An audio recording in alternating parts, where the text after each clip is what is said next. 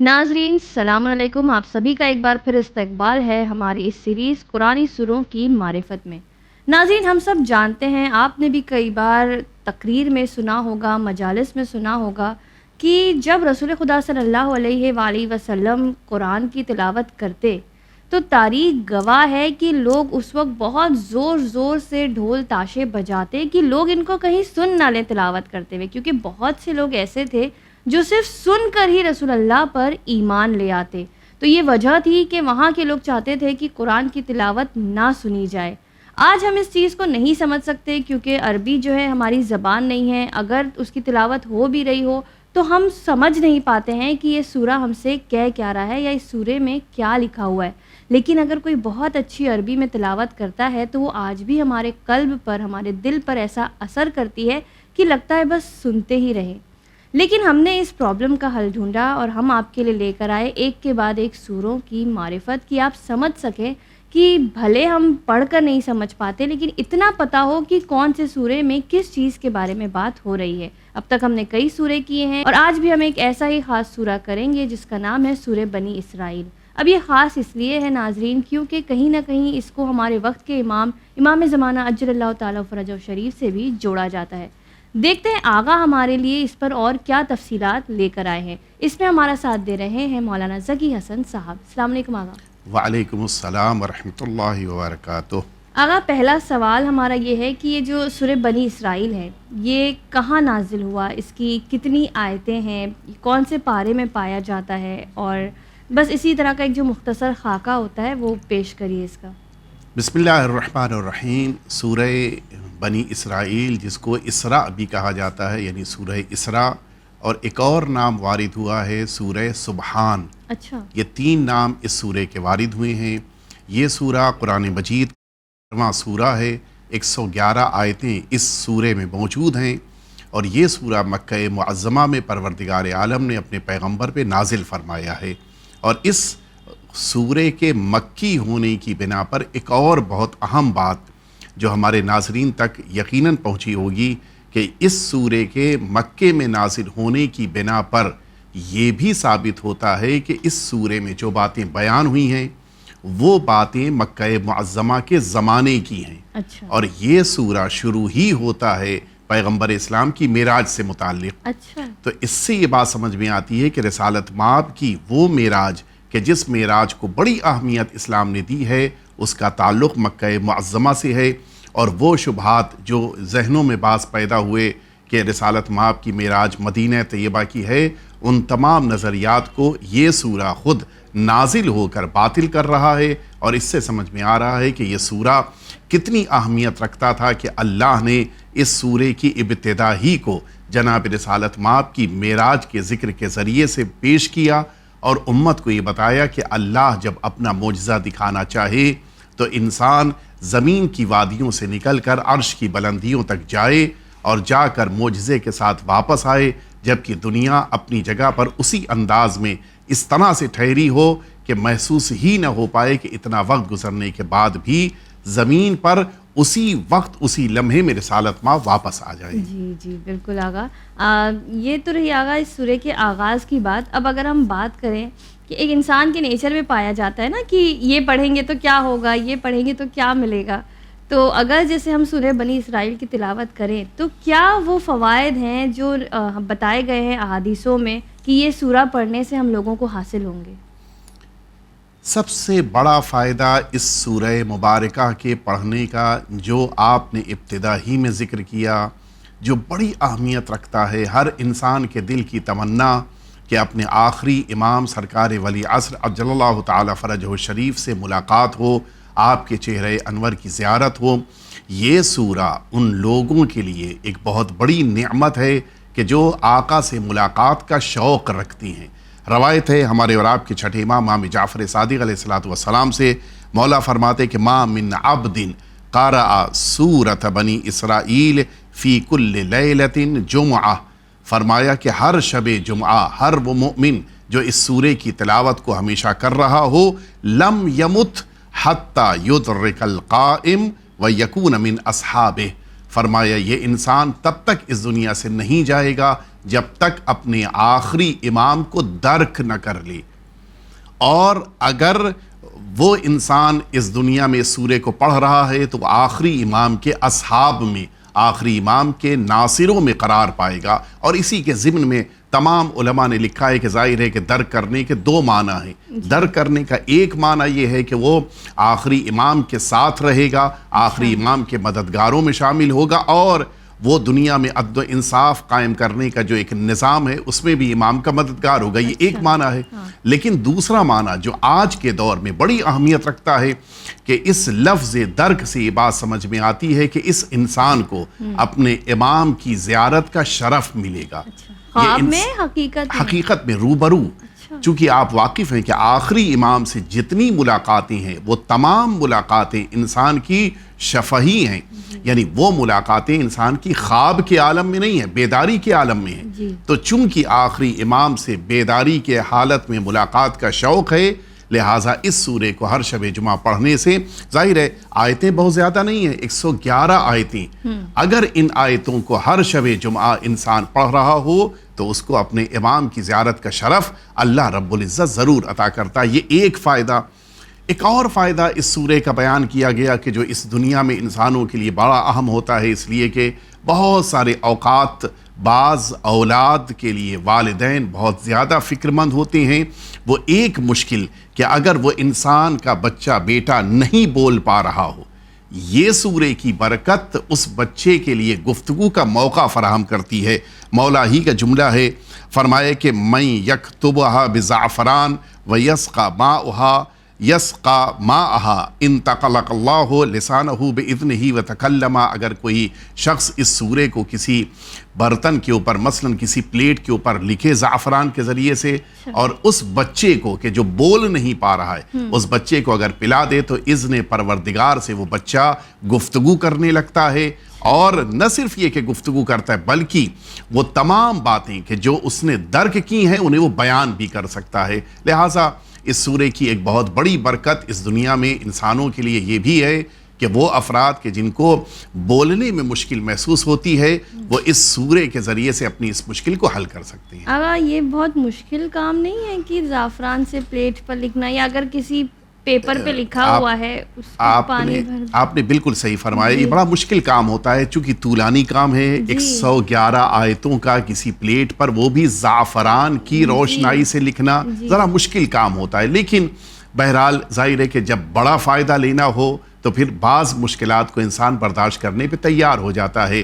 لیکن اس خود کام کے لیے بعض افراد بہت مہارت رکھتے ہیں، اگر ان افراد کے پاس جا کر ان سے التماس کی جائے، لیکن یہ التماس اور یہ ریکویسٹ اس انداز میں ہو کہ وہ خدمت پروردگار، خدمت دین کے لیے یہ کام کر رہے ہوں۔ یہ میرا لفظ بڑا، اس پہ میں تاکید کرنا چاہوں گا کہ وہ خدمت کے لیے اگر لکھنے پر تیار ہوں اور پھر وہ لکھ کر دیں تو اس کو اگر پیا جائے اس لکھے ہوئے تحریر کو تو یقیناً اس کی برکتیں سامنے آئیں گی انشاءاللہ۔ یعنی ان کو پے نہیں کر سکتے اس چیز؟ دیکھیے پے کرنا دو معنی میں ہے۔ اگر پے کرنا اس معنی میں ہے کہ آپ ان کی خدمت میں کچھ گفٹ اور ہدیہ دے رہے ہیں تو یہ پے کرنا بالکل صحیح ہے، لیکن اگر ان کی طرف سے خدا نہ کرے ڈیمانڈ ہے، مطالبہ ہے، یا وہ اس بات پر پریشر ڈال رہے ہیں کہ نہیں مجھے اتنا ہی پیسہ چاہیے ہے، تو پھر ایسے افراد سے پرہیز کرتے ہوئے کسی ایسے انسان سے لکھوائے کہ جو خدمت کے لیے لکھنے پر تیار ہو جائے۔ بعد میں اگر اس کو ہدیہ آپ نے کچھ دے دیا تو ایک الگ بات ہے، اس لیے کہ وہ جو لکھ رہے ہیں اس کی کوئی قیمت نہیں ہو سکتی۔ قرآن مجید کی آیتوں کو کوئی انسان نہ بیچ سکتا ہے نہ کوئی خرید سکتا ہے، اس کی کوئی قیمت نہیں ہے، پرائز لیس ہے وہ۔ لہٰذا اگر کوئی مطالبہ کر رہا ہو تو مناسب نہیں ہے۔ گفٹ دے دیا جائے تو شاید ممکن ہے کہ اس صورت میں وہ اثر کم نہ ہو، لیکن اگر ڈیمانڈ ہے تو پھر اثر کم ہو جائے گا۔ اچھا، بہت بہت شکریہ آگا یہ ڈاؤٹ کلیئر کرنے کے لیے۔ آگا یہ بتائیں کہ یہ تو رہے دنیاوی فوائد اس کے، اب مرنے کے بعد بھی کیا یہ سورہ کسی طرح ہمارے کام آئے گا؟ ویسے تو ہم سب جانتے ہیں کہ قرآن کی تلاوت بے شک کام آئے گی، لیکن کیا خاص طور پر اس سورے کے لیے کوئی احادیثیں یا روایتیں ملتی ہیں جس میں پتہ چلے کہ مرنے کے بعد کس طرح یہ سورہ مددگار ثابت ہوگا؟ اس سورہ مبارکہ بنی اسرائیل کی آیہ شریفہ ہے وَقَضَىٰ رَبُّكَ أَلَّا تَعْبُدُوا إِلَّا إِيَّاهُ۔ اگر کوئی شخص پورے سورہ بنی اسرائیل کو پڑھ رہا ہو اور جب اس آیہ شریفہ کو پڑھ رہا ہو تو ایسے موقع پر اگر اس کی آنکھوں میں آنسو آ جائیں، بڑا اہم ہے، اگر اس شخص کی آنکھوں میں آنسو آ جائیں تو اب وہ روایت سنیں کہ جو حضور اکرم فرماتے ہیں کہ اگر کوئی ایسا شخص ہے کہ جس نے اس سورے کی تلاوت کی اور ایسے موقع پر کہ اس کی آنکھوں میں آنسو آ گئے، فرمائے کہ من قرأ هذه السورة ورقّ قلبه عند ذکر الوالدین، ذکر والدین پر 22ویں آیت میں اگر کسی بندے نے اپنی آنکھوں میں آنسو کو محسوس کیا جس موقع پہ پورا سورہ پڑھ رہا تھا، حضور اکرم فرماتے کہ کان لہ قنطار فی الجنہ، اس انسان کے لیے جنت میں قنطار، کہ جس کے لیے خود حضور اکرم نے فرمایا کہ یہ 1200 عظیم نعمتیں ہیں اللہ کی کہ جن میں سے ہر نعمت دنیا اور دنیا میں موجود تمام نعمتوں سے بڑی ہے۔ سبحان اللہ۔ اس ایک انسان کو پروردگار جنت میں اتنی عظیم نعمتیں عطا کرے گا انتقال کے بعد جب وہ جنت جائے گا، کب؟ جب اس نے دنیا میں اس سورے کو پڑھتے وقت اس 22ویں آیہ شریفہ کے پڑھنے کے موقع پر اپنی آنکھوں میں اشک محسوس کیا۔ اس سے پتہ چلتا ہے کہ ہم قرآن مجید کو جب پڑھیں، پہلی بات توجہ سے پڑھیں، دوسری بات قرآن مجید کیا کہنا چاہ رہا ہے اس پر بھی ہماری نظر رہے، ہم غور کریں، اور خاص طور سے جب ایسا کوئی موقع آئے، مثلاً والدین کا تذکرہ، مثلاً اللہ کی رحمتوں کا تذکرہ، مثال کے طور کے اوپر اہل بیت اطہار کی نعمتوں کا تذکرہ، ایسے موقع پر انسان کی آنکھوں میں اشک آنا چاہیے۔ یہ اشک شکر پروردگار کے ہیں، یہ اشک پروردگار عالم کی بارگاہ میں اس عنوان سے ہے کہ میرے پروردگار تو نے کتنی عظیم نعمتیں دی ہیں، یہ احساس جب پیدا ہو جائے اور پھر والدین کے ذکر پر انسان کی آنکھیں نم ہو جائیں، اللہ اتنا عظیم درجہ اس انسان کو جنت میں انتقال کے بعد عطا کرتا ہے۔ جی آغا، آپ نے بتایا آغا کہ جیسے یہ سورہ پڑھنے کے وجہ سے امام علیہ السلام سے ملاقات ہونے کے چانسز ہے، ویسے ہی ہم جاننا چاہیں گے کیا کوئی اور عمل اس سورے کے بتائے گئے ہیں کہ اس سورے کے پڑھنے اس طرح سے اس کا عمل کیا جائے تو اس کے کچھ اور بھی ہم لوگوں کو فائدے حاصل ہوں گے؟ جہاں تک اس سورے کے اندر موجود اعمال کی بات ہے تو متعدد عمل بیان کیے گئے ہیں، میں چند کا ذکر کرنا چاہوں گا۔ مثلا اس سورے میں 80 آیت نمبر 80 بڑی قیمتی ہے۔ قرآن مجید کہہ رہا ہے کہ قال رب ادخلنی مدخل صدق واخرجنی مخرج صدق، یہ آیہ شریفہ اگر کوئی انسان اس آیہ شریفہ کو اپنی حاجتوں کے قبول کروانے کے لیے کثرت سے پڑھے تو اللہ رب العزت اس کی ہر دعا کو قبول کرتا ہے۔ بڑی اہم یہ آیہ شریفہ ہے، 80 نمبر کی آیت ہے، کثرت سے پڑھنا، اور جانتے ہیں روایتوں میں جہاں پہ بھی کثرت کا ذکر آیا اس کے معنی یہ ہے 70 ٹائمز اس کو پڑھنا ہے۔ انسان کم از کم 70 بار اس آیہ شریفہ کی تلاوت کرے، اگرچہ البتہ یہ شرط نہیں ہے کہ ایک ہی بار بیٹھ کر پڑھے، ہو سکتا ہے 2 بار 3 بار میں بھی اگر پڑھ رہا ہے، 4 بار میں بھی پڑھ رہا ہے، اس انسان کی دعاؤں کو اللہ قبول کرتا ہے بغیر پورا سورہ پڑھے، صرف یہ صرف اس آیہ شریفہ کی۔ اب جو اعمال کا ذکر ہو رہا ہے اس میں صرف آیتوں کا تذکرہ ہے کہ بعض آیتیں پڑھنے پر انسان کو کیا اثرات اس کے ملتے ہیں۔ اسی طرح سے اگر کوئی انسان تمام اپنی دنیاوی اور دینی حاجتوں کو قبول کرنا چاہ رہا ہے تو اس انسان کے لیے قرآن مجید کے اس سورے کے اندر موجود یہ آیہ شریفہ جو 45 اور 46 نمبر کی آیہ شریفہ ہے، اس کو پڑھنے سے اللہ بڑی برکتیں عطا کرتا ہے۔ ساتھ ہی ساتھ ایک بہت بڑا فائدہ جو آج کے دور کے لیے بہت بڑی انسان کے لیے نعمت ہے، انسان کا ذہن بہت سارے حالات سے پریشان رہتا ہے، گھبرایا ہے، بے چین ہے، کہیں کوئی نیوز پیپر میں خبر پڑھ لی یا ٹی وی کے اوپر کوئی خبر سن لی، بہت زیادہ گھبرا جاتا ہے، فاسد خیالات آنے لگتے ہیں، نہ جانے کیا ہوگا میرے ساتھ، میری جنریشن کے ساتھ۔ ایسے مواقع پر ان آیات شریفہ کو 45 اور 46 آیت شریفہ اور ساتھ ہی ساتھ سورہ توبہ کی آیت نمبر 129، یہ 3 آیتوں کو اگر انسان پڑھ لیتا ہے برے خیالات سے محفوظ رہتا ہے، اس انسان کا دل پرسکون ہو جاتا ہے، اس انسان کا توکل پروردگار پہ اتنا بڑھ جاتا ہے کہ پھر حالات کو فیس کرنے کے لیے یہ پوری طرح سے آمادہ ہوتا ہے. یہ بڑا اہم یہ موقع ہوتا ہے کہ جس موقع پہ انسان کو یہ یاد رکھتے ہوئے کہ اس آیت شریفہ کو پڑھنا ہے, انسان ضرور پڑھے. ایک اور اس کا بڑا اہم فائدہ جو حضور ختمی مرتبہ حضرت محمد مصطفیٰ صلی اللہ علیہ وآلہ وسلم نے ارشاد فرمایا کہ بہت سارے اوقات انسان جب کسی موقع پہ کہیں نکل رہا ہو, جا رہا ہو, سفر پہ ہو, ایسے موقع پہ انسان بڑا خطرہ محسوس کرتا ہے اپنے گھر کے لیے. فرمایا اسی سورے کی آیت نمبر 110 اور 111 یعنی بالکل آخر کی 2 آیتیں, ان 2 آیتوں کو اگر انسان نے پڑھ کر اپنے دروازے پر یا دروازے پہ لگے ہوئے قفل تالے کے اوپر, لاک کے اوپر پڑھ دیا, یہ گھر نہ صرف یہ کہ چوروں سے محفوظ رہے گا بلکہ یہ گھر پروردگار کے حکم کی بنا پر آگ سے بھی محفوظ رہتا ہے. اس گھر میں آگ نہیں لگ سکتی ہے. بڑا اہم صرف ایک بار پڑھ کے صرف ایک بار اس یعنی آخر کی 2 آیتیں, ان 2 آیتوں کو پڑھ کے اگر یہ انسان پھونک دے گا تو بہت زیادہ پروردگار کی طرف سے اس کی بنا پر فائدے حاصل ہوں گے انشاءاللہ. جی بہت ہی قیمتی چیزیں اس وقت آپ نے بتائی ہیں, جتنی بھی بتائیں. آگا جاننا چاہیں گے کہ یہ سورہ میں اللہ سبحانہ و تعالیٰ ہم سے کہنا کیا چاہ رہا ہے. یعنی ہم پڑھ کر ٹرانسلیشن سمجھ تو نہیں پاتے لیکن تفسیر کے ذریعے ایک آئیڈیا مل جاتا ہے. اب تو تھوڑی سی روشنی اس کی تفسیر پر ڈالیے. چونکہ ظاہر ہے کہ 111 آیتیں ہیں اور ہر آیت میں پروردگار نے کوئی نہ کوئی پیغام دیا ہے, تو سارے پیغام بیان نہیں کیے جا سکتے, لیکن کچھ اہم پیغام جن کو ان آیات شریفہ نے اس سورے نے پیش کیا ہے وہ بڑے اہم ہیں. مثلا اسی سورے میں پروردگار عالم نے پیغمبر اسلام کی معراج کا ذکر کیا ہے. معراج کہتے ہیں اس مقدس سفر کو کہ جو انسان مثلا کسی ایک وادی سے نکل کر دوسری وادی کی طرف جائے. حضور اکرم کو پروردگار نے زمین کی وادیوں سے عرش الہی کی بلندی تک معراج دی اور رسالت مآب معراج پر جا کے بہت ساری اللہ کی بارگاہ سے نعمتوں کو لے کے زمین تک تشریف لائے. یہ خود اللہ کی طرف سے ایک معجزہ ہے. یہ وہ معجزہ ہے کہ جس معجزے کو کسی بھی انسان کے لیے انجام دینا ممکن نہیں ہے. اور اس کا جو سب سے اہم پوائنٹ ہے وہ یہی ہے کہ رسالت مآب گئے, اللہ کی بارگاہ میں حاضر ہوئے, گفتگو ہوئی, نعمتوں کو دیکھا, جنت کو دیکھا, اس موقع پر عذاب ملنے والے بعض افراد کو دیکھا, ان تمام حتیٰ نماز قائم ہوئی.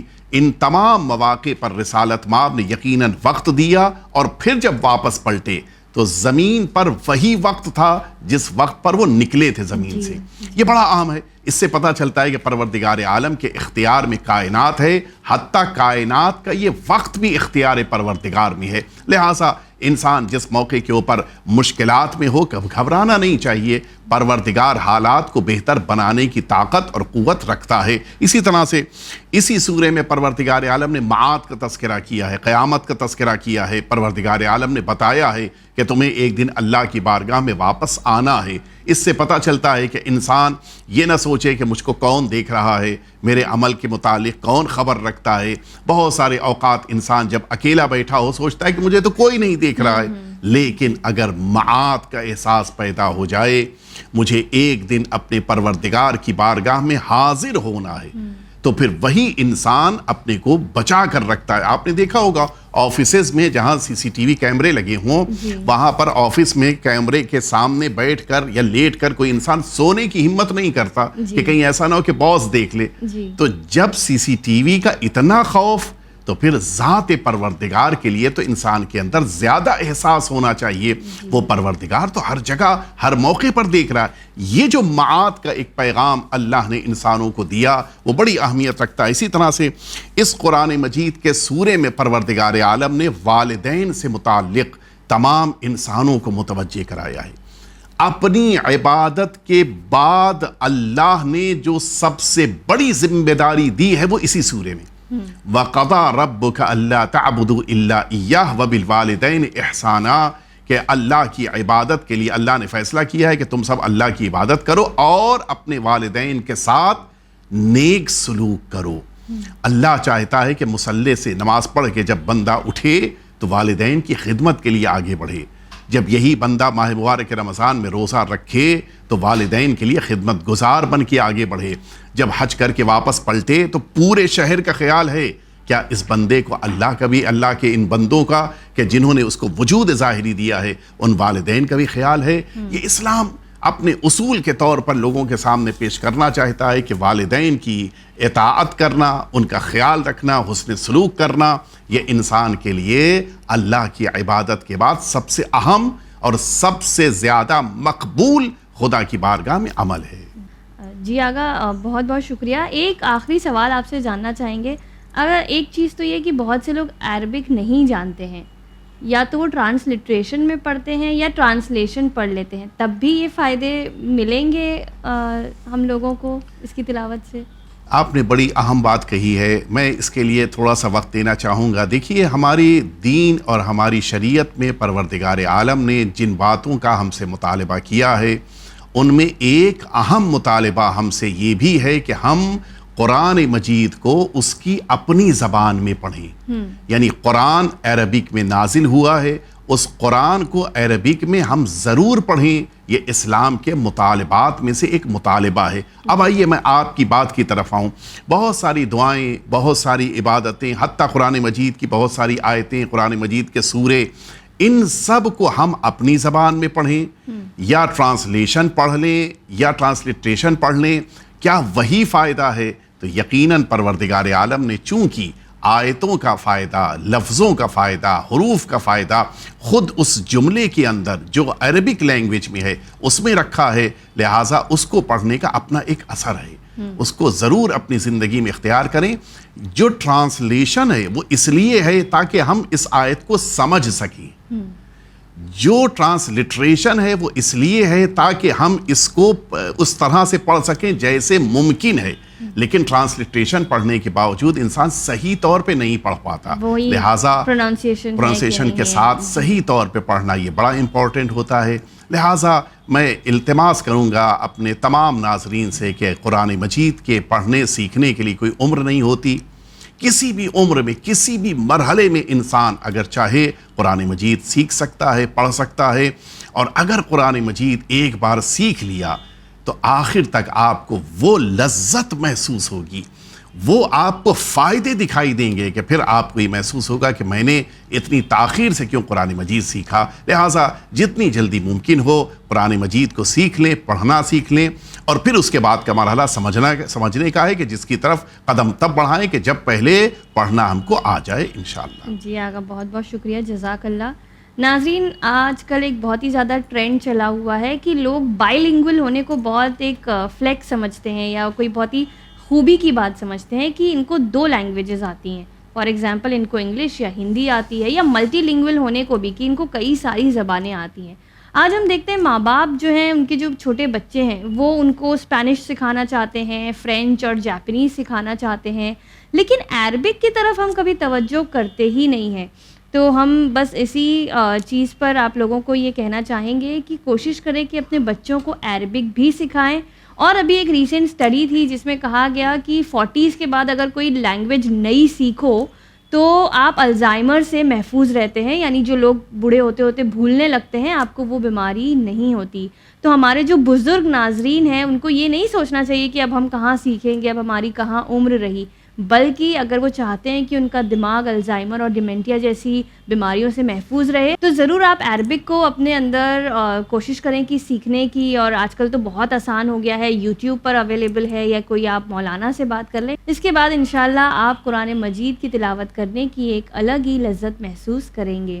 ناظرین، ابھی مجھے دیجیے اجازت، ایک اور سورے کے ساتھ حاضر ہوں گے۔ آپ دیکھتے رہیے چینل ون۔ شکریہ، خدا حافظ۔